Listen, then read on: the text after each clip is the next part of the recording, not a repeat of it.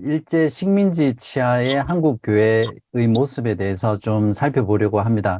크게 5가지 토픽을 준비했거든요. 첫 번째는 1910년 한일 병합에 대해서 좀 살펴보고요. 그 다음에 일제가 기독교에 대한 입장과 정책이 어떠했는지를 살펴보겠습니다. 그리고 나서 일본 식민 정부가 구체적으로 교회를 어떻게 탄압했는지 그런 것들을 좀 살펴보고요. 3.1 독립운동과 한국교회에 대해서 살펴보고 마지막으로 지금 다루는 내용들은 전부 다 1910년부터 1930년대 사이에 있었던 사건들에 대해서 주로 다룰 거거든요. 우리가 지난 시간에는 무엇을 했냐면 한국교회의 초기 성장에 대해서 했었는데 그때는 1930년 이후에 어떤 전도운동에 대해서도 좀 살펴봤고 또 그 시기에 어떻게 교회가 또 축소되었는지 이런 것까지 함께 다뤘었는데 오늘은 일제 식민지 치하 중에서도 1910년 한일 병합부터 해서 1930년 전까지 내용을 좀 다루도록 하겠습니다. 그리고 다음 시간에는 1930년 이후 또 그 기간에 있었던 신사참배와 한국교회와의 관계 그런 것들을 다루도록 하겠습니다. 근데 이 시기에 1910년에서 1930년 요 사이에 이단들이 많이 등장을 하거든요. 그래서 잠깐 이단들의 등장에 대해서 여러분과 나누고 오늘 강의를 마치도록 하겠습니다. 괜찮으시죠? 먼저 1910년 한일 병합에 대해서 말씀을 드릴게요. 1910년 8월 22일 이때 일제에 의해서 강제로 보통 한일 합방이라고도 말하는데 공식적인 명칭은 한일 병합이더라고요. 그래서 한일 병합이 조인되고 29일에 공포가 됩니다. 그래서 이때부터 대한제국은 실질적으로 국가의 주권을 상실하게 되죠. 일본 정부가 어떻게 한국 사람들을 이렇게 탄압했는지를 잠깐 일반적인 거니까 살펴보면요. 개인의 자유와 인권을 완전히 무시했죠. 그리고 모든 출판물을 엄격히 검열했습니다. 그것과 함께 한국의 문화와 또 역사를 말살하는 정책을 폈죠. 내선일체라는 말을 아마 들어보셨을 텐데 한국민을 일본화하는 소위 황국 식민화를 이루려고 했습니다. 그러한 과정 속에 한국 역사와 한국어 과정을 완전히 철폐하고 금지했었고요. 또 모든 한국인들에게 일본 황실의 조상과 또 신사참배를 강요하는 정책을 펼칩니다. 그래서 1940년대 초에는 한국인들의 이름을 일본으로 강제로 개명시키는 그런 만행을 저지르죠. 제 외할아버지하고 외할머니도, 외할아버지는 돌아가셨는데 98세에 돌아가셨어요. 제 외할머니는 그 전에 돌아가셨는데 일본말을 잘 하세요.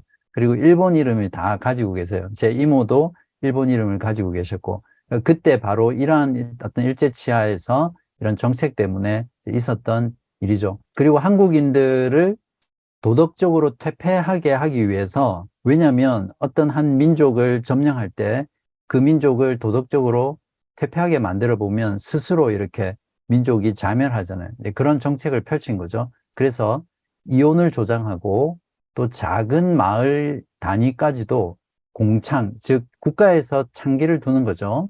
그런 공창을 뒀다는 게 일본의 어떤 탄압 정책이었습니다. 두 번째는 이러한 어떤 일본의 탄압에 대해서 또 한일 병합에 대해서 한국에 들어와 있었던 선교사들이 어떻게 반응했느냐라는 것이 좀 우리가 알 필요가 있는데 몇몇 선교사들은 한일 강제 병합에 대해서 매우 슬퍼했습니다.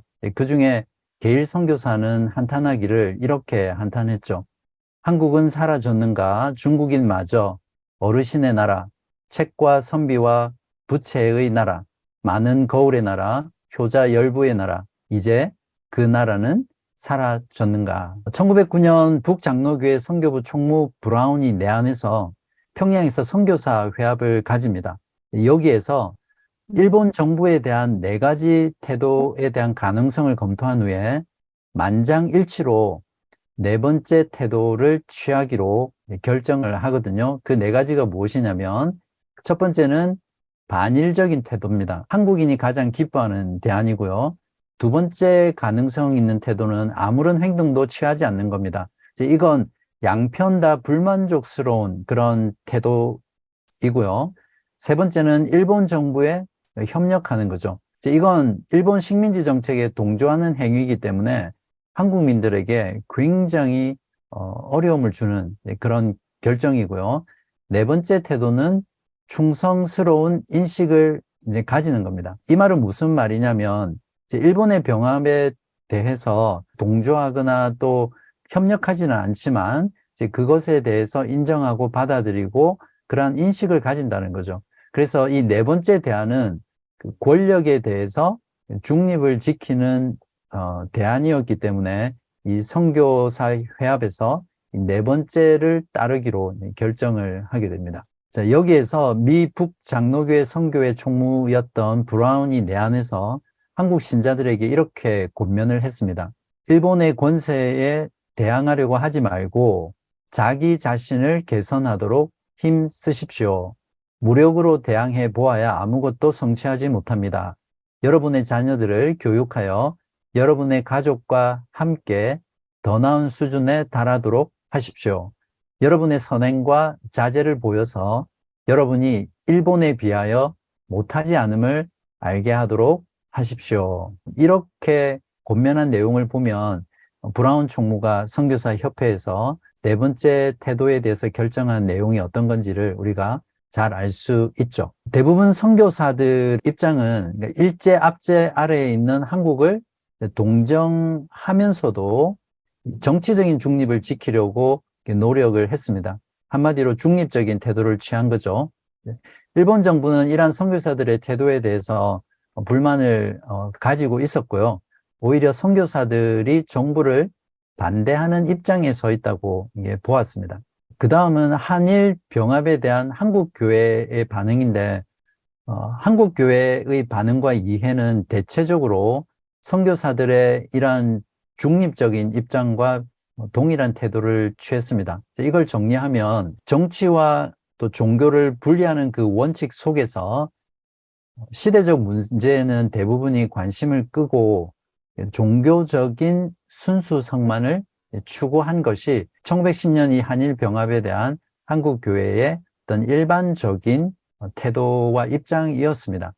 지난 시간에도 말씀을 드렸지만 그 시대 상황 속에서 한국의 기독교는 피안의 종교, 내세의 종교, 그리고 종말에 대한 그런 신앙이 강했다고 말씀을 드렸죠. 초기부터 선교사들이 철저하게 정치와 또 교회를 분리하는 그 원칙을 가르쳤기 때문에 그러한 영향들로 인해서 1910년 한일 병합에 대한 한국 교회의 태도는 전반적으로 이러한 어떤 반응이었다는 것을 우리가 이해하고 넘어가면 좋겠습니다. 그 다음으로 살펴볼 내용은 일제의 기독교에 대한 입장과 정책이 어떠했는지에 대한 부분입니다. 기본적으로 일제 정부의 기독교에 대한 태도는 적대시하는 것이었었거든요.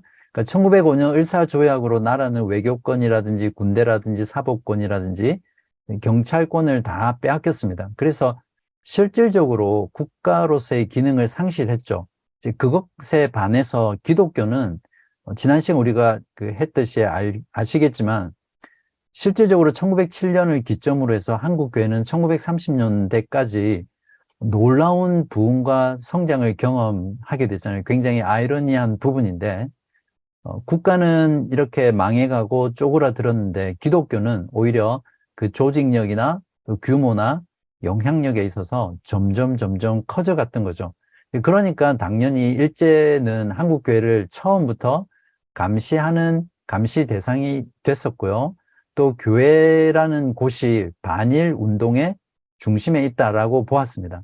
그러니까 일본 정부의 입장에서는 한국교회의 그러한 성장과 또 조직들이 자신의 어떤 그 정권에 반대하는 것으로 비칠 수밖에 없었습니다. 그래서 일본 정부가 어떤 정책을 펼쳤냐면 기독교를 무조건 탄압하는 것만 한 것이 아니라 기독교를 변질을 시키는 거죠. 그러니까 정통 신앙에서 왜곡시켜서 기독교를 스스로 자멸하도록 와해시키는 그런 정책을 했습니다. 이러한 정책들은 우리가 세계교회사 할 때, 근대교회사 할 때 저희들이 했었죠. 그러니까 독일 나치 독재 정권이 그 독일 그리스도인이라는 이제 그런 일종의 어용 기독교 교회를 만들었죠. 이제 그래서 나치 정부에 협력하게 하고 그 기독교를 변질 왜곡시켜서 스스로 무너지게 하려고 했던 그 정책과 똑같습니다. 또 일본 정부가 일본에 들어왔던 기독교에 대해서 펼쳤던 정책도 유사했었고요. 그래서 일본은 이러한 동일한 정책을 이제 한국 기독교에 동일하게 이제 적용을 한 거죠. 이렇게 했던 부분은 두 가지 이유가 있는데, 첫 번째는 조금 전에 말씀드린 대로 기독교가 이미 무시하지 못할 만큼 큰 전국적인 거대한 조직을 갖추고 있었고요. 또한 한국 기독교가 한국 사회 전반에 굉장히 큰 영향을 주었기 때문에 일제를 통치하는 일본 정부를 위협한다라고 보았습니다. 그랬기 때문에 기본적으로 기독교를 대적하고 변질시키고 와해시키려고 수많은 노력들을 이제 하게 된 거죠. 통계를 잠깐 보면 그 당시에 한국교회의 조직과 규모가 어떤 것인지를 알 수 있는데, 1910년 당시에는 20만 명의 신자가 있었고요.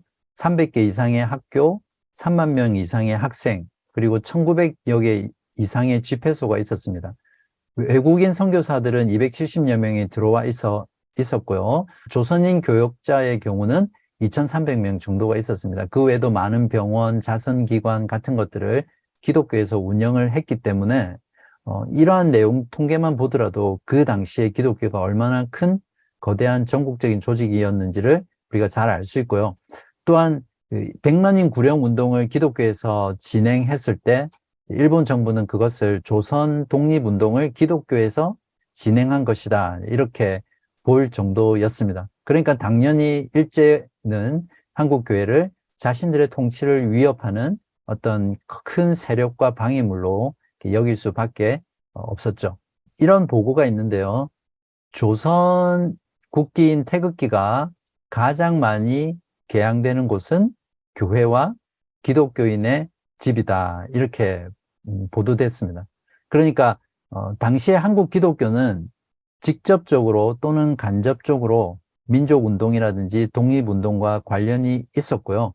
또 사회적으로도 사회개혁이라든지 구습과 미신을 타파한다든지 또 서구적인 세계관을 전파함으로써 조선이라는 그 사회 안에 굉장히 큰 영향력을 미쳤던 거죠. 그만큼 그 영향력을 가지고 있기 때문에 일제 치하에서는 기독교가 일본의 핍박과 또 탄압과 또 적대적인 관계 가운데 있을 수밖에 없었던 겁니다. 실제적으로 그러면 일본 식민정부가 어떻게 기독교를 탄압했는지를 한번 살펴볼게요. 1915년 8월에는 모든 종교의 포교 규칙을 제정하지만 실질적으로는 한국 교회의 규모가 가장 컸기 때문에 한국 교회를 그러한 것을 통해서 통제하기 시작했습니다. 종교 종사자들의 경우에는 자신의 자격과 이력서를 첨부해서 조선 총독에게 신고를 해야 됐고, 또 그 총독의 인가를 받아야만 활동을 할 수 있었기 때문에, 그러니까 실질적으로 종교 종사자들을 선출하고 결정하는 것이 총독부에 있었던 거죠. 이것이 굉장히 큰 어떤 하나의 통제 수단이 될 수밖에 없었습니다. 그 외에도 교회당이라든지 설교와 강의 장소를 설립하고 변경할 때에도 총독부의 허가를 받게 했습니다. 어쩌면 앞으로 우리들의 자녀가 살아가는 시대에는 이런 일들이 일어날 수도 있죠. 요즘 동성애라든지 또 여러 가지 생명윤리라든지 그런 것들에 대해서 교회에서 설교하는 것들이 점점 법으로 금지되고 어려워져가는 그런 어떤 시대가 예측이 되는데, 이제 그러한 경우도 이때 일본인들이 한국 교회에 했던 그런 통제하고도 유사하다고 생각할 수 있죠.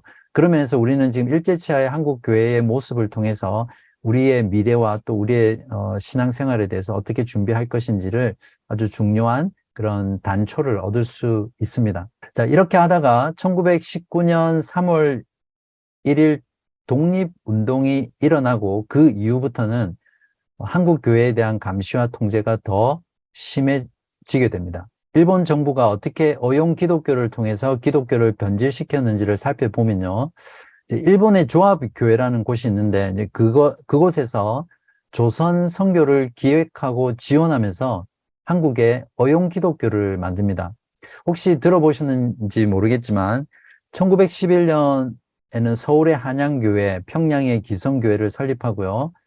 성도를 어떻게 규정하냐면 하나님의 자녀인 동시에 일본 천황의 신민이다 이렇게 가르칩니다.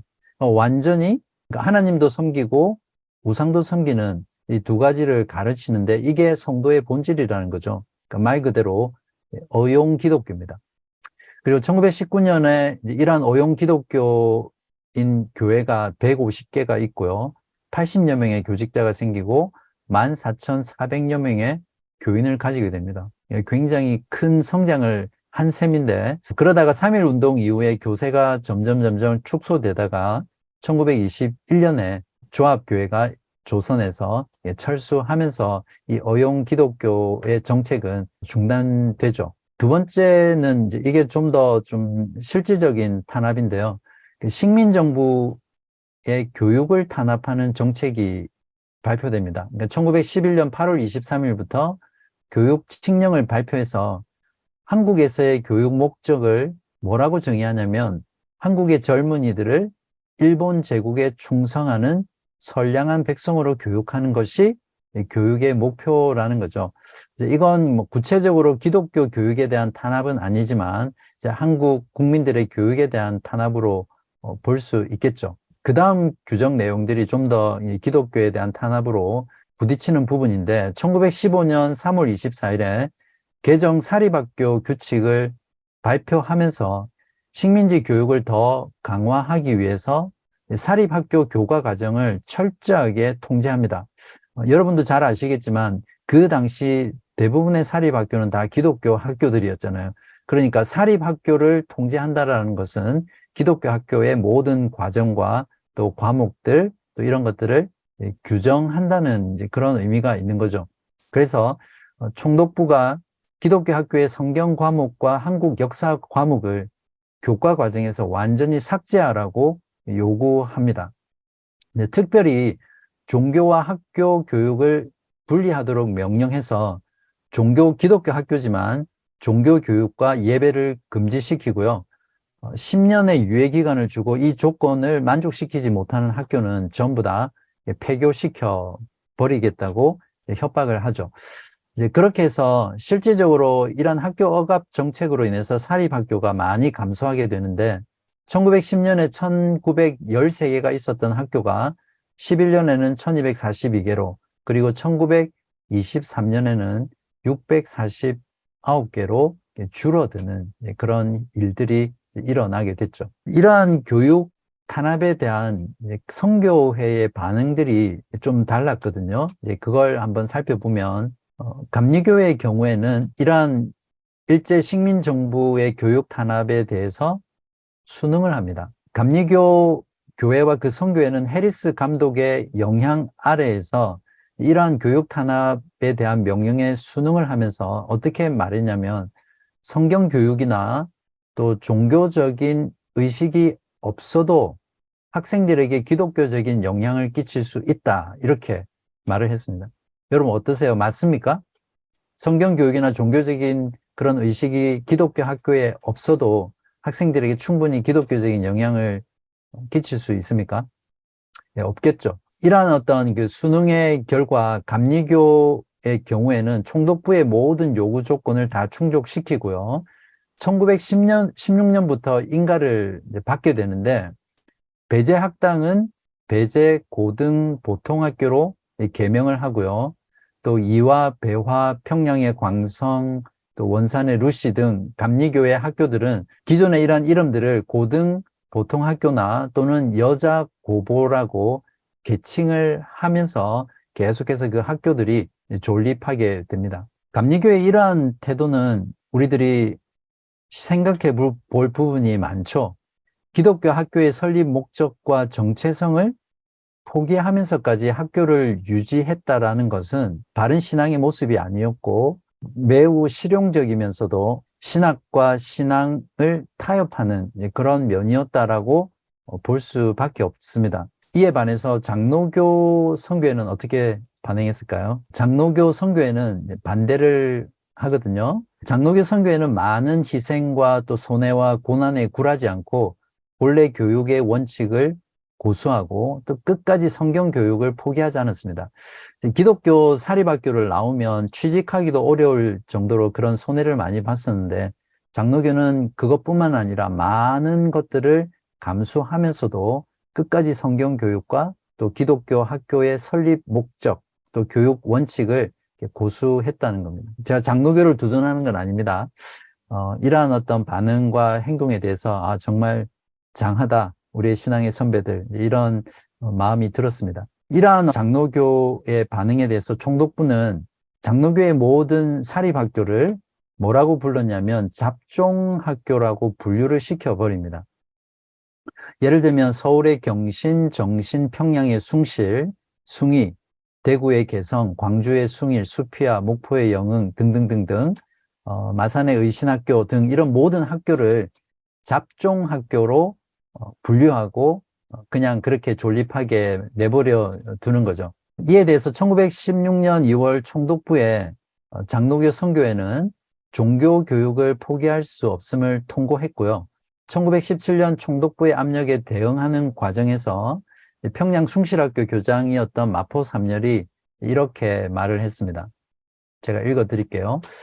우리는 계속 하나님을 의지해야 합니다. 아직도 우리에게는 기한이 몇 해나 남아 있습니다. 10년의 그 유예를 줬다고 했잖아요. 이제 그 기한을 말합니다. 우리는 정부에게 우리가 성경을 가르치지 않고는 학교를 유지하지 못한다는 것을 알도록 해야 합니다.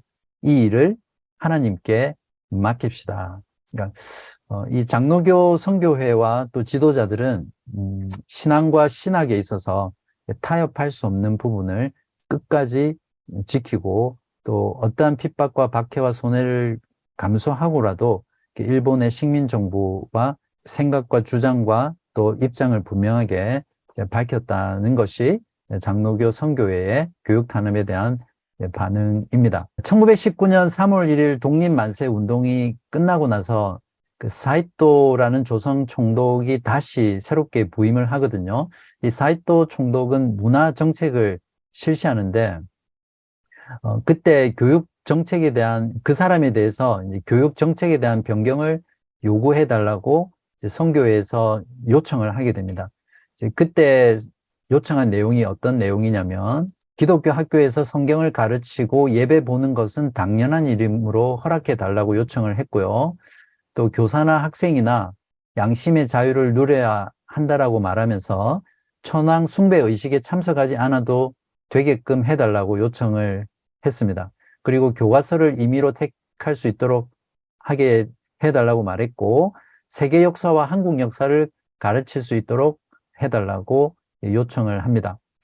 처음에는 이 요구를 받아들입니다. 그러다가 1922년 총독부는 다시 새로운 교육령을 발표하고 그때는 아예 일본말을 일상용어로 사용하도록 선언했고요. 또 한국어 사용을 제한하고 한국 역사 교육을 금지시키는 그런 일들을 했습니다. 결국 일제는 한국 학교 교육을 탄압하는 것을 통해서 한국 교회를 무력화시키고 또 그것들을 이루려고 했다는 것을 이러한 탄압 정책을 통해서 우리가 잘 알 수 있습니다. 자, 그 다음은 3.1 독립운동과 한국교회와의 관계에 대해서 또 한국교회가 어떻게 했는지에 대해서 살펴보겠습니다. 실질적으로 3.1 독립만세운동이 어떻게 시작되었고 어떻게 진행되었고 또 그 결과가 무엇이었는지 이러한 부분들은 일반 역사에서 많이 다루어지고 있고 또 여러분도 어느 정도는 익숙하기 때문에 그 부분은 저는 이 시간에는 다루지 않으려고 해요. 구체적으로 3.1 독립운동에 한국교회가 어떻게 참여했고 어떤 영향을 주었으며 어떤 정도의 기여를 했는지 또 그 결과 한국교회는 어떻게 됐는지 교회와 관련된 부분들만 시간 관계상 이렇게 살펴볼게요. 3.1 독립운동에 대한 한국교회의 태도인데요. 제가 여러분에게 질문을 먼저 드리겠습니다. 여러분이 생각할 때 3.1 독립만세운동에 한국교회가 어느 정도 어떤 태도로 어느 정도 참여했다고 생각하세요? 제가 거기에다가 몇 가지 항목을 드렸는데 적극 참여, 약간 참여, 방관했다 또는 무관심, 외면했다. 어느 정도 참여했을 것 같아요. 또 참여를 했다면 어느 정도 기여했을까요? 큰 기여, 어느 정도, 약간 기여, 아니면 전혀 기여를 하지 않았다. 여러분은 어떻게 생각하세요? 여러분이 가지고 있는 그 사전 지식을 동원해서 볼 때 한번 생각해 보십시오. 먼저 통계를 살펴보고요. 그 통계를 통해서 한국교회가 3.1 독립운동에 어느 정도 참여했고 또 어느 정도 기여했는지를 살펴보겠습니다. 전체 인구 10%였던 200만 명이 3.1 독립운동에 가담을 하거든요. 그때 참가자 종교별 통계를 보면 개신교가 22%, 천도교가 15%, 기타 종교 2%, 무교가 61%였습니다. 이 내용을 보면 기독교 신자들이 3.1 운동을 주도했다는 것을 알 수 있고요. 민족 대표 33인 중 기독교인이 16명이었던 것에 비해서 천도교는 15명, 불교는 2명에 불과합니다. 기독교인들 중에서 목사가 10명이었고 전도사가 3명, 집사가 1명이었던 거죠. 그리고 기독교 대표에 있어서도 총회장이었던 김선두 목사, 양전백 목사, 함태용 목사, 길선주 목사 등이 독립운동에 가담한 것 때문에 실질적으로 감옥살이를 치루었었죠. 한국 독립운동 지열사를 썼던 박은식 분이 이제 3.1 운동으로 인한 사상자 수를 이렇게 적고 있는데요. 3월에서 5월까지에는 7,500명이 사망했고 16,000여 명이 부상했고 검거된 자가 47,000명이었는데 이 중에 투옥된 기독교인이 2,120명, 유교, 불교, 천도교 다 합친 것이 1,556명이었는데 이것보다 기독교 단독으로 투옥된 사람들이 거의 1.5배 이상 많았다라는 거죠. 그리고 그 기독교인들 중에서도 희생자는 장로교회가 가장 많았습니다. 그리고 체포된 신자 3,800명 중에는 목사와 장로가 134명, 전도사 202명, 남자 교인 2,124명, 여자 531명.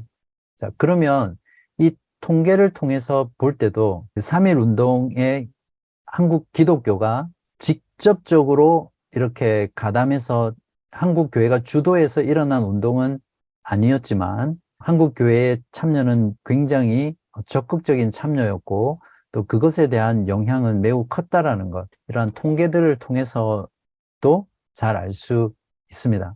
직접 간접적으로 이렇게 독립운동에 많은 참여와 기여를 했었는데 일제 식민정부가 이러한 교회에 대한 탄압과 또 만행들을 많이 저지르거든요.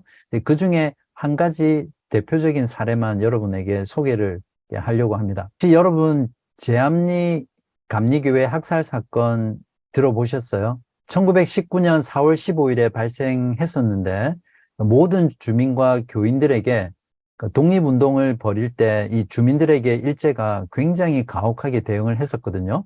그래서 그 가혹하게 대응한 것을 사과하려고 한다. 그러니까 교회당으로 다 모이십시오. 이렇게 속여서 모아놓고 사람들이 다 교회당 안에 모여 있을 때 밖에서 총으로 학살하고 또 불을 질러서 잔인무도하게 학살했던 그런 일제의 대표적인 만행 사건입니다. 이러한 사건을 듣고 직접 현장에 가서 그 현장에 참혹한 모습들을 목격했던 캐나다 출신의 세브란스 의전 교수였던 스코필드가 이러한 잔인한 참상을 전 세계에 이제 알리게 되면서 이 제암리 학살 사건이 세계에 알려지게 되거든요. 그때 현장에 참혹했던 참상을 사진으로 담아서 수원에서의 잔악한 행위에 관한 보고서라는 제목으로 세계 여론에 호소를 했고요. 또 끌 수 없는 불꽃, Unquenchable Fire라는 제목으로 소책자를 발행하면서 이 제암리 감리교 교회 학살 사건이 세계에 알려지게 되었습니다. 이상규 교수님이 쓰셨던 내용 중에 일부를 제가 읽어드릴게요. 그때 상황과 또 잔인함이 어느 정도였는지를 약간 알 수 있기 때문에 제가 읽어드릴게요. 4월 5일에도 제암리 발안 장날 시위가 일어나자 검거반이 투입되었다. 이런 시위와 진압 과정에서 일본인 순사 가와바다가 살해되기도 했다. 다시 검거 작전이 개시되어 4월 13일에는 육군 보병 쭉 넘어갈게요. 주모자들을 체포하고자 했다. 이들은 만세운동을 과도하게 진압한 일을 사과하려고 왔다면서 제암리 주민 가운데 성인 남자 15세 이상은 모두 교회에 모이게 하였다. 사전에 명단을 파악한 듯 오지 않은 사람은 찾아가서 불러오기까지 했다. 이들은 예배당을 포위한 뒤에 교회에 기름을 붓고 불을 질렀다. 교회당을 탈출하려는 이들에게는 사격을 가해 2사람이 피살되었고 마을에 불이 난 것을 보고 달려온 19세의 여성도 군인에게 살해되었다. 교회당의 불길은 민가로 번져 제암리에 33채 가옥 중 외딴 집 2채를 제외한 31채가 불탔다. 교회당 방화로 37인이 불에 타 죽었는데 이 중 기독교인이 12명이었고 나머지는 천도교인이었다. 12명의 기독교인 중 11명의 명단이 알려졌다. 군인들은 10분 거리에 있는 고주리 마을로 가서 천도교인 6명을 다시 총살했다. 이때의 학살에 대해 김병조, 손정도 등은 중국 교회에 보낸 편지에서 이렇게 썼다. 어찌 이런 잔혹한 행위가 오늘과 같은 문명시대에 일어날 수 있습니까? 부녀자와 어린아이들까지도 제멋대로 칼로 찔러 죽였는데 그 잔인한 참상은 필설로 다 형용할 수 없습니다. 고아와 과부들은 산골짜기로 도망하여 풍찬 노숙으로 떠돌아다니며 방황하였고 통곡의 소리가 하늘을 찌를 듯 했습니다. 이 사건 말고도 그 외 평안남도 옥천이나 또 원장의 양교회 교인들 역시 학살당하는 사건들이 있었고요. 또 맹서 학살 사건 등 제암리 학살 사건과 유사한 일들이 1919년 3월과 4월 여러 곳에서 발생을 했습니다. 이것이 일제가 얼마나 만행을 저지르면서 한국 교회와 또 한국인들을 이렇게 학살하고 탄압했는지를 잘 보여주는 그러한 내용들입니다. 보시는 그림이 3.1운동 순국 기념관 내에 설치된 조형물이고요. 그러니까 총칼을 든 일본 경찰이 힘없는 마을 주민들을 정말 잔인하게 학살하고 있는 그런 장면들이고요. 이게 스코비 의사분이 그때 참상의 현장을 사진으로 찍고 세계 언론에 보도했던 내용이고요. 제가 나중에 강의 노트 드리면 이거 보시고 여러분에게 권하고 싶은 거는 EBS에서 나온 유튜브 시청 자료가 있습니다. 제암리 감리교 학살 사건에 대해서 45분 정도로 해서 잘 보도하고 있는데 한번 꼭 시간 내서 보시면 좋겠습니다. 조금 전에 보았던 한국교회 현실 참여를 우리가 살펴보았는데 분명히 1910년 한일 병합 때는 한국교회가 어떤 그 현실의 문제를 외면한 채 어떤 종교적인 순수성만 추구하고 철저하게 종교와 교회를 신앙을 분리하는 그런 어떤 태도를 취했다고 했잖아요. 그에 반해서 3.1 독립운동에 대해서는 한국 기독교가 적극적인 참여와 함께 또 많은 기여를 했었고요. 또 그것으로 인해서 일본 제국 정부의 탄압을 받게 되었는데, 자, 그러면 한국 교회는 선교사들의 철저한 종교 분리 원칙을 어기고 나름대로의 어떤 그런 신학을 가지고 이런 현실 참여를 했던 것인가? 이런 그 질문이 들겠죠.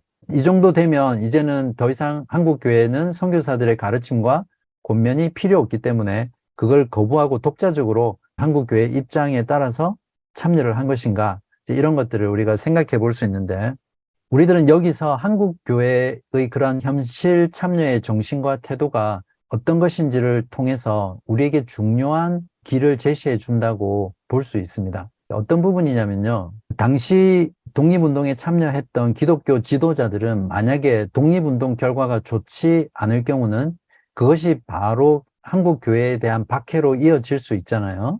이제 그러한 것들을 미리 다 계산을 했고 또 예측을 했음에도 불구하고 독립운동을 계획하고 또 추진하고 참여를 했습니다. 근데 그렇게 결정하기 전에 오랫동안 기독교 지도자들과 성도들은 기도했었고요. 또 온 교회 교인들이 민족과 함께 나라의 독립을 위해서 평화적으로 투쟁하는 것이 하나님의 뜻이라는 것을 의심하지 않았다는 겁니다.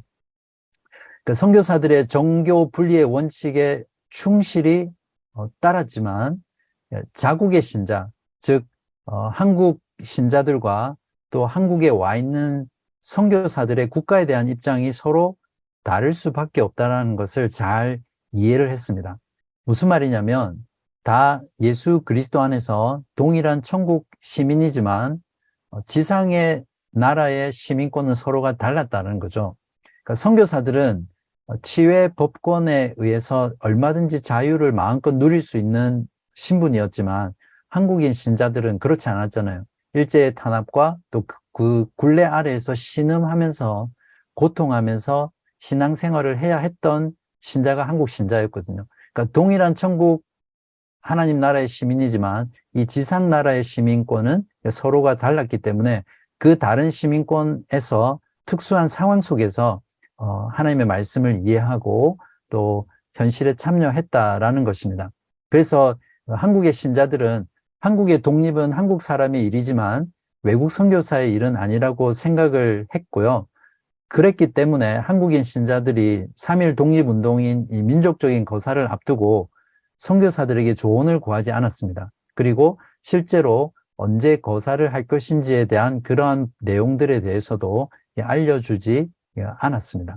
그렇게 한 이유가 뭐냐면 선교사들이 독립운동에 관련이 되면 나중에 일제로부터 여러 가지 어려움과 핍박을 당할 수 있기 때문에 그들을 배려하기 위해서 오히려 그들을 생각해서 비밀을 지켰던 거죠. 또 하나 중요한 게 뭐냐면 이러한 어떤 그 기독교 지도자들이 3.1 독립운동에 참여함으로 인해서 그것이 교회라는 이름으로 독립운동을 하다가 일본 정부의 박해를 받게 되면 교회 역시 박해를 받잖아요. 그래서 이 지도자들이 특별히 신경을 썼던 게 뭐냐면 교회로서 독립운동에 참여하는 것이 되지 않도록 각별하게 주의를 기울였습니다.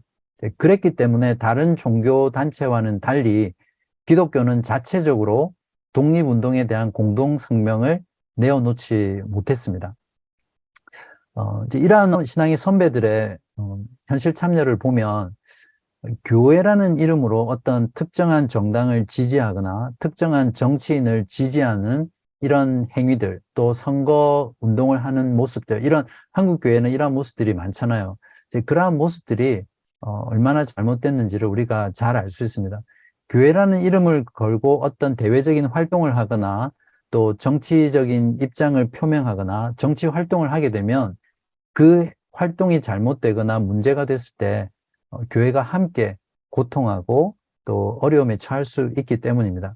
물론 이제 이러한 신학적인 내용은 뭐 별개의 주제니까 지금 다루지 않더라도 이런 면에서 독립운동에 참여했던 한국 기독교 교회와 지도자들은 참 지혜롭고 또 현명했고 또 신앙이 무엇인지를 또 우리에게 좀 잘 보여주는 부분이라고 저는 생각을 합니다. 3.1 운동에 참여했던 그 기독교의 모습을 통해서 우리가 깨달을 수 있는 부분은 무엇이냐면 비록 정교 분리의 원칙 하에서 정치적인 중립을 지키려고 노력을 했지만 이때 당시는 결코 현실을 외면한 어떤 내세만의 종교, 피안의 종교만을 추구하지 않았다는 거죠. 그 민족의 그 암울한 현실, 또 현실적인 어려움들을 외면하지 않고 신앙 가운데서 그것을 잘 이해하고 또 참여했던 그런 모습을 우리가 배울 수 있습니다. 한국 기독교의 3.1 운동 참여에 대해서 한마디로 정의를 하면 이렇습니다. 기독교인들은 소극적이 아니라 적극적으로 참여를 했었고요. 3.1 운동의 준비 단계, 선언문 배포, 또 군중 동원에 이르기까지 여러 가지 중요한 역할들을 한국 기독교인들이 감당을 했다는 것을 우리가 좀 잘 이해하면 좋겠습니다. 길선주 목사는 사경회 때 주로 요한계시록 본문을 설교했고요. 또 예배와 성경 공부 시간대마다 민족 해방을 위해서 기도했습니다. 지금 우리 뭐 호주도 그렇고 또 한국 사회도 그렇지만 우리가 많이 좀 생각해 보아야 될 것 같아요. 우리의 기도 내용 가운데 정말 지금 한국 교회가 여러 가지로 많이 어렵잖아요. 신학적으로나 또 사회적으로나 또 도덕적으로 많이 어렵고 힘든 가운데 있는데 그런 한국 교회의 상황들을 우리가 가슴에 끌어안고 이 시대의 필요들을 위해서 하나님께 간구하고 또 우리가 교회로 모였을 때마다 기도하는 것이 얼마나 필요한가, 이제 그런 것들을 다시 한번 돌아보게 되죠. 그래서 길선주 목사님은 이렇게 표현을 했습니다. 예수 그리스도를 통해 죄에서 해방시켜 주시고 영원한 생명으로 구원하여 주시는 살아계신 하나님, 섭리하시는 하나님, 역사에 구체적으로 관여하시고 간섭하시는 하나님을 그 길선주 목사는 믿었다고 이렇게 고백을 하고 있고요. 그 당시 성도들은 성경을 문자 그대로 믿었었고요. 또 시편과 예언서의 이스라엘 백성들을 위한 구원의 그 기도가 한국 신자들에게도 동일한 기도로 여겼습니다. 그래서 출애굽 사건과 바벨론 포로 귀환 사건을 어떻게 이해했냐면, 한 민족이 일제의 압제로부터 해방되고 조국의 광복을 맞이하는 어떤 하나님의 구원 사건으로 보았던 거죠. 물론 이렇게 이해한 것은 신학적으로 문제가 좀 있을 수 있습니다. 그죠? 그렇지만 이제 그 시대 상황 속에서 그 말씀을 읽을 때 이제 이러한 어떤 이해 속에서 한민족의 자유와 해방과 또 그 가운데 하나님의 주권과 섭리와 역사를 위해서 간절히 기도하고 또 그 신앙 가운데 행동했다라는 것은 우리가 배울 수 있는 큰 점이라고 생각을 합니다. 그 다음에 또 중요한 부분이 무엇이냐면요. 한국 기독교인들이 3.1 독립운동에 참여할 때 운동에 참여한 특징이 있습니다. 그게 뭐냐면 철저한 비폭력을 지향했다는 거거든요. 그러니까 지도자들이 1919년 3월 1일 오후 2시 종로 2가 태화관에서 독립선언문을 낭독하고 독립만세를 부르는데 그게 다였습니다. 뭐 총칼을 들고 일본 헌병들과 싸운다든지 그런 게 아니라 그냥 선언문 작성하고 독립만세 부른 게 다였습니다. 그래서 독립선언서에도 반드시 평화적으로 진행하도록 명시되어 있었고요. 어떤 상황에서든지 일본 사람들을 모욕하거나 돌을 던지거나 주먹을 휘두르는 것은 야만적인 행위이기 때문에 철저하게 자제하도록 요구했었고, 또 그러한 내용들이 독립만세 운동을 주도한 지도자들이 백성들에게 간곡하게 타일렀던 내용입니다. 그래서 일본 헌병들이 무력으로 이 독립만세 운동을 하는 사람들을 진압했을 때 그렇게 함에도 불구하고 평화적으로 시위했던 모습을 보고 어떤 사람이 이렇게 보고를 하고 있습니다. 한국인들은 일본 경찰의 총에 쓰러지고 또 칼에 배임을 당하고 찔리고 또는 체포되어 매를 맞고 고문을 당하며 법정에서 유죄 판결을 받곤 했지만 참을성 있게 시위 운동을 진행하는 데는 놀라움을 금할 수 없었다. 무력적인 탄압에 맞서는 경우가 극히 적은 것은 희한한 일이다. 이렇게 보도하고 있습니다. 놀라운 부분이라고 생각이 됩니다. 독립운동에 대한 선교사들은 대체적으로 정치적인 중립을 지켰지만 그저 방관하지는 않았습니다. 이 선교사들은 자기들의 본국 선교부에 독립운동에 대해서 자세하게 보고했었고요. 한국 독립운동이 국제사회에 보도되고 또 증언될 수 있도록 하는 중요한 역할을 감당했고요. 또 한일 병합대와는 달리 일본에 있는 선교사들은 이번에는 한국의 선교사들처럼 일본 정부에 항의를 하기도 했고, 또 일본 교회에서는 피해를 입은 한국 교회를 위해서 4,100엔을 모금하는 이런 적극적인 지지를 하는 일들이 있었습니다. 자, 그러면 정리를 해야 되는데 3.1 독립운동의 의의와 결과가 과연 무엇이었을까요? 먼저 의의를 살펴보면 3.1 독립운동은 어떤 정치적인 운동이 아니라 한국 백성이라면 누구든지 참여하기에 마련인 민족해방 운동이었다. 이렇게 규정할 수 있고요. 천국 시민이지만 또한 동시에 한국 백성인 한국 그리스도인들의 경우에도 이것이 민족해방 운동으로서 한국 백성이기 때문에 마땅한 책임과 의무로서 이 독립운동에 참여했다. 이렇게 이해를 할 수 있고요.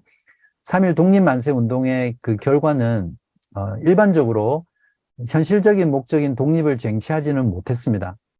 그래서 실질적으로 이 독립운동 이후에 한국인들의 정치적, 사회적 상황은 전혀 달라진 것이 없었어요.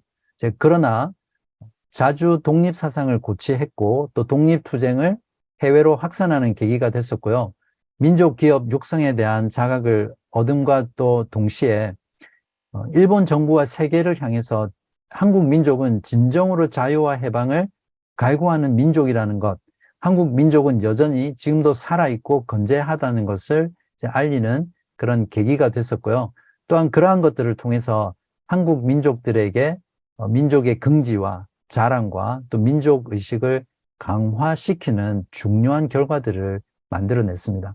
그 결과로 인해서 중국 상하이에 대한민국 임시정부가 수립되죠. 그리고 이 운동을 계기로 이제 일제가 무력으로 통치하던 것을 문화 통치로 바꾸는 그런 계기를 마련하게 되었습니다. 그러면 3.1 독립운동이 교회적인 부분에서 미친 결과는 어떤 것인가 하면요. 교회적으로는 기독교인들이 독립운동에 적극 참여했기 때문에 국민들에게 매우 교회가 긍정적인 평가를 받게 됩니다. 그래서 독립운동 이후에는 많은 젊은이들이 다시 교회로 찾아 들어오게 되죠. 물론 그 가운데는 막상 교회에 와보니까 밖에서 보는 모습과 다른 걸 보고는 또 떠난 사람들도 물론 있었습니다. 그렇지만 국민들에 대한 이런 긍정적인 평가로 인해서 많은 젊은이들이 교회로 들어왔다는 것은 3.1 독립운동이 미친 긍정적인 결과고요. 부정적인 부분은 독립운동 이후에 일제의 억압이 더 강화되면서 기독교는 상대적으로 위축되기 시작했고 또 점점 일본 식민정부의 박해와 핍박과 탄압이 이제 커지고 또 강해지는 그런 것들을 피할 수 없게 됩니다. 그래서 이러한 어떤 부분들은 이제 한국교회 실현이라는 타이틀 아래에 다음 시간부터 이렇게 또 공부를 할 예정입니다. 이 시기에 이단들이 등장하거든요. 많이 들어본 그런 이단들이 이때 거의 다 일어나요. 1907년 한국교회가 성장하면서 나타났던 부정적인 현상인데 주로 1920년대 중엽부터 이단 종파들이 일어납니다. 그러니까 이 이단들은 어떤 정통교회에서 벗어나서 탈선한 정도가 아니라 자기 자신을 예수라고 사칭하는 적그리스도적인 운동이다 이렇게 이해를 해야 합니다.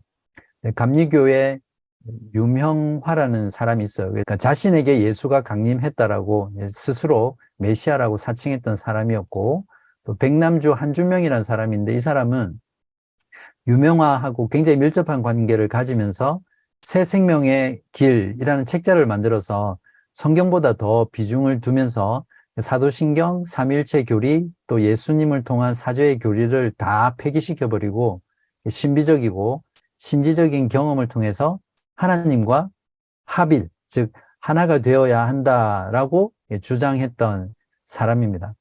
그래서 자기 자신을 스스로 그리스도라고 자칭하면서 한국교회를 당시에 많이 혼란에 빠뜨렸던 거죠. 그 외에도 이용도라든지 또 한국주라는 그런 이단이 있습니다. 특히 황국주라는 사람은 자기 자신을 육신을 입은 예수라고 사칭하면서 많은 여자 신도를 유혹합니다. 그래서 성적인 교접을 통해서 피가름을 해야 한다고 가르쳤거든요. 이거하고 비슷한 교리가 어디 있죠? 문선명이라든지 박태선 파가 바로 이 황국주라는 이단 종파의 그 뿌리를 두고 있거든요. 최근 그 PD수첩이나 또 넷플릭스나 또 사회적으로 많은 문제와 이슈가 되고 있는 그 정명석 JMS 같은 경우도 굉장히 유사한 그런 이단이죠. 이렇게 이 당시에 그 이단들이 등장했던 이유는 뭐냐면 그 당시에도 아직도 신학적인 이해가 분명히 정립되지 않았고 한국교회의 경우는 이제 초기니까 그죠?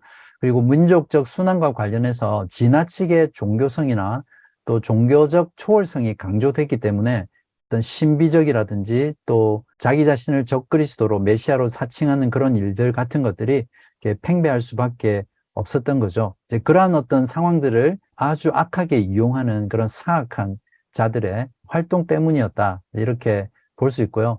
긍정적인 부분에 비해서 또 한국 교회의 어떤 어두운 면이라고 할 수 있겠죠. 이렇게 해서 그 당시에 일어났던 이단들에 대해서 잠깐 정리를 했고요. 마지막 결론 부분으로 정리하고 오늘 강의를 마치도록 하겠습니다. 결론을 내도록 하겠습니다. 오늘 저희들이 함께 공부했던 내용은 1910년 한일 병합 이후부터 1930년까지의 일제 식민지 하에서 한국교회가 어떤 모습으로 서 있었나라는 부분들입니다. 그러니까 나라의 주권을 상실하고 또 자유를 박탈당한 채 통제당하고 박해당하고 또 그 가운데 암울하게 신앙생활을 했던 모습들이 한국교회의 모습이었습니다. 저와 여러분이 그때로 돌아가서 우리가 그 상황 가운데서 하나님 백성으로서 신앙생활을 한다면 지금과 어떻게 다르게 신앙생활을 할 것 같으세요? 저와 여러분은 정말 그때 그 신자들만큼 그렇게 믿음 가운데 인내하며 신실하게 살아갈 수 있을까요? 한번 돌아볼 수 있는 그런 시간이 됐으면 좋겠습니다. 오늘 강의 내용을 통해서 우리가 깨닫고 또 배울 수 있는 점이 여러 가지라고 저는 생각을 합니다. 그 중에서 한 가지만 제가 말씀을 드리면 민족의 그러한 어두운 현실 앞에서 한국의 성도들은 또 한국의 교회는 이건 제가 판단할 때 정말 지혜롭게 또 믿음 가운데 그 민족의 암울한 현실을 외면하지 않고 3.1 독립운동에 적극적으로 참여하고 또 많은 부분에서 기여를 했던 훌륭한 모습이 한국 교회와 또 기독교회에 있었다라고 진단할 수 있습니다. 그러한 어떤 우리의 신앙의 선배들의 모습 또 한국 교회의 모습을 통해서 저와 여러분, 이 땅을 살아가는 그리스도인은 두 나라 국민으로 살아가는 사람들이거든요. 하나님 나라와 또 이 지상 나라의 두 나라 국민, 두 나라 시민으로 살아가는 존재들이죠. 그렇기 때문에 그리스도인들이 어떻게 현실에 참여하고 또 어떤 태도를 견지하며 살아야 하는지를 일제치하에 살아갔던 한국 교회의 모습을 통해서 우리가 배울 수 있다고 생각을 합니다. 물론 우리가 동일하게 하나님 나라의 시민이지만 각자 서로 다른 나라의 시민으로 또는 민족으로 이 지상에 있는 교회 성도들은 부름을 받았거든요. 저와 여러분은 지금 호주에 사니까 호주 시민이지만 또한 민족적으로 한국 민족이잖아요. 또 한국에 있는 그리스도인들은 천국 시민이지만 또 한국 국민으로 살아가거든요. 그렇기 때문에 각자 국가와 민족과 자신이 처한 상황 속에서 천국 시민인과 동시에 이 땅의 시민으로서 우리들이 마땅히 해야 될 책임과 또 의무와 자기에게 주어진 그 상황 속에서 자신의 민족을 사랑하는 그런 모습들이 우리 가운데 있어야 하고요. 그러한 것들을 할 때 제가 지금 민족주의나 국수주의를 주장하는 게 아니잖아요. 하나님의 명령, 또 하나님의 말씀, 하나님의 그 권위 아래에서 우리를 부르신 그 부르심에 합당하게 살아가는 것이 진정한 신앙이다. 이렇게 생각을 한국교회 현실을 참여할 때 철저하게 비폭력을 지향하고 무력에 대해서 평화적으로 대응하면서 복음 가운데 현실에 참여했던 그 신앙의 선배들의 그 수고와 헌신과 희생에 대해서 저는 다시 한번 머리 숙여 감사하지 않을 수 없다. 이런 생각을 했었고요. 신앙이라는 것은 절대 이론도 아니고 또 현실의 삶과 동떨어진 이 세상 넘어 저 세상에 관한 것이 결코 아니라는 것. 이 땅을 살아가지만 또 천국을 소망하고 천국 시민으로서 또 이 땅의 시민으로서 함께 살아가는 것이 우리의 본분이다. 정체성이다. 이렇게 생각을 합니다. 그래서 마지막으로 베드로전서 2장 9절을 여러분에게 읽어드리고 마칠게요. 그러나 너희는 택하신 족속이요 왕같은 제사장들이요 거룩한 나라요 그의 소유가 된 백성이니 이는 너희를 어두운 데서 불러내어 그의 기이한 빛에 들어가게 하신 이의 아름다운 덕을 선포하게 하려 하심이라. 바로 이 말씀이 두 나라 국민으로 살아가는 저와 여러분이 지상을 살아가면서 항상 견지하면서 나아가야 될 우리들의 정체성이고요. 우리들의 삶의 방향이고 존재와 이유라는 것을 저와 여러분이 잊지 않고 이렇게 살아가면 좋겠습니다.